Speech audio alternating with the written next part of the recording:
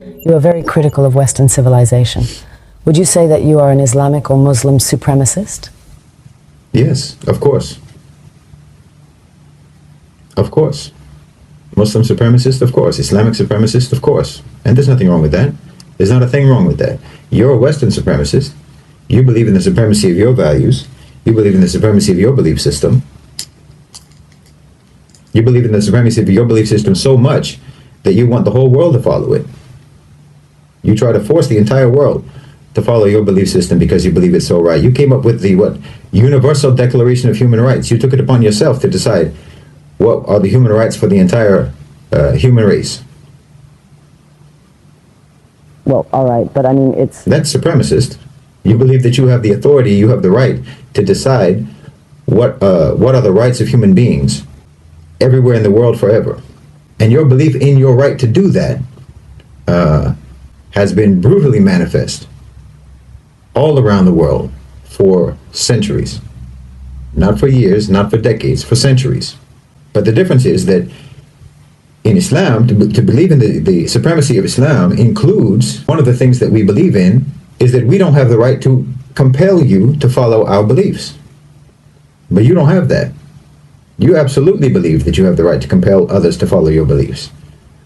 And the entire 20th century, and forget that, the 19th century, and as long as anyone can remember, is testimony to the fact that you believe that you have every right in the world to force all of the people in the world to follow your belief system. That you have the right to impose that on people. And people all over the world, in Africa, in Latin America, in Asia, in the Middle East, everywhere in the world can testify. You absolutely believe that you have the right to compel people through force, through invasion, through occupation, through colonialism, through imperialism, through extremely coercive economic policies. But Muslims, we don't believe that we have the right to impose that. We believe lakum dinukum waliya din. To you your way, to us our way. To you your deen, to you your belief system, your way of life, your lifestyle, your approach to the world, and to us ours. That's part of our belief. So our supremacist nature about Islam includes the fact that we don't have a right to compel you to follow our way.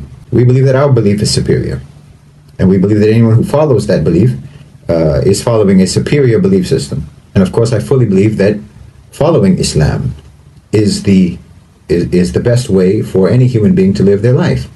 And the perfect set of laws, the perfect set of ethics, the perfect set of morals for any individual to follow and for any state to follow.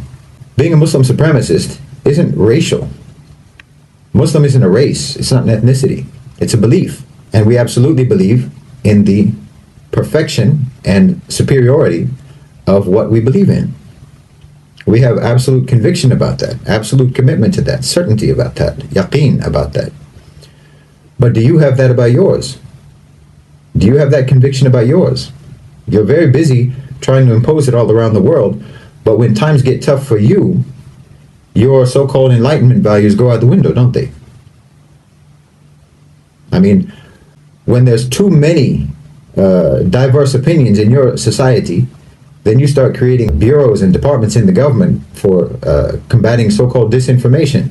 Freedom of the press is out the window. When times get tough, you ban protests. You arrest people for protesting. Freedom of assembly out the window. When your belief system becomes difficult to maintain, difficult to preserve, you throw it under the bus without hesitation. But that's not the case with Muslims. Muslims throughout imperialism, throughout colonialism, throughout the Crusades, throughout poverty, throughout war, throughout invasion, throughout occupation, have maintained their belief. Even without the Khilafah, even without the Islamic State, and even without the Islamic Empire, Muslim societies are still strong and committed to Islam. We're still committed to our belief system. Nothing can change that. Maybe we have failed states, but we don't have failed societies. We don't have failed cultures. Our governments may fall, but our people remain the same. Our people remain committed to the same values, to the same morals, to the same moral laws, regardless of whether there's a government over them to enforce that. But that's not the case with you. Even though you're trying to impose your value system all around the world, when things become difficult in your own societies, you abandon your principles, you abandon your values. They're insufficient for preserving the security and the stability and the tranquility of your societies. They're insufficient. They're inadequate for that. So that alone, along with many, many other things, that alone shows me the inferiority of your value system, the inferiority of your belief system, and the superiority of Islam.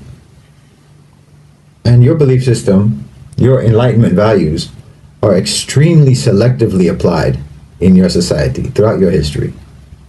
They apply to some people and not others. It's like in George Orwell's Animal Farm. Some people are more equal than others in your society. Your value system is not evenly applied.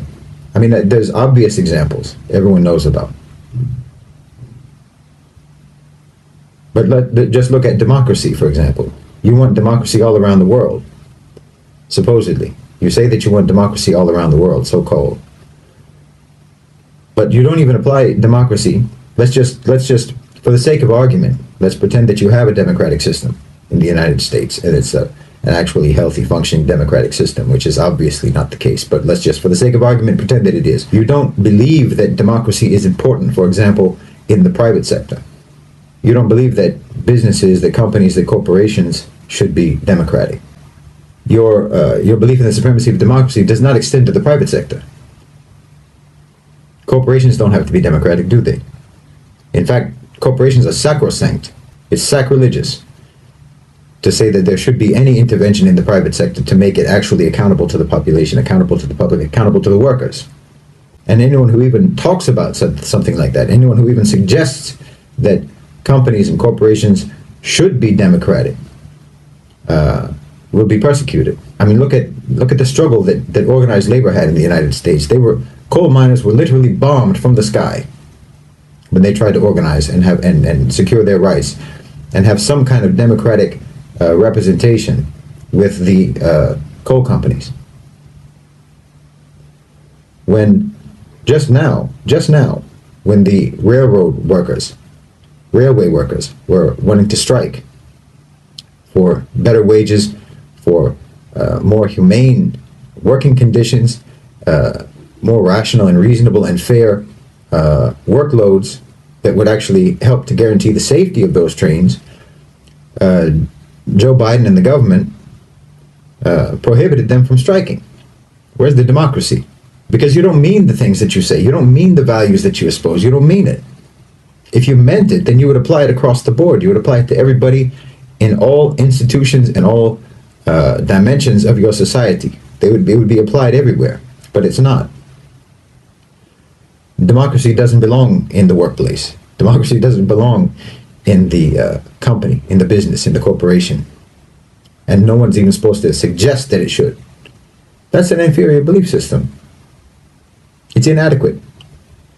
It's inadequate for building a civilization, for building a cohesive society. Because look, the only group identity, the only sort of group identity that makes any sense at all, it's not racial, it's not ethnic, it's not nationalistic, not even based on language or shared culture or shared heritage. None of that makes any sense as a shared group identity. The only thing that makes sense is shared belief system. That's the only thing that makes sense as a group identity from which you can build cohesion and camaraderie and brotherhood and solidarity between people. Only belief system. You can have a certain skin color and have nothing whatsoever in common with other people who have that skin color. You can have the same language and certainly have nothing in common whatsoever with someone who speaks the same language.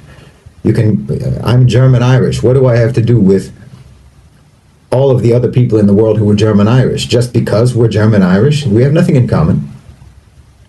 And yet I have more in common with a Muslim from Mali, with a Muslim from Indonesia, with a Muslim from Morocco, with a Muslim from China, from Chechnya. I have more in common with them immediately, instantly, effortlessly. We have the same frame of reference. We have the same moral code. We have the same belief. We admire the same people. Our heroes are the same heroes. Our role model is the same role model. I have more in common with them than I have with someone whose belief system is different from mine, but who looks like me, or who speaks my language, or who comes from my country. That doesn't create solidarity, and there's no reason why it should.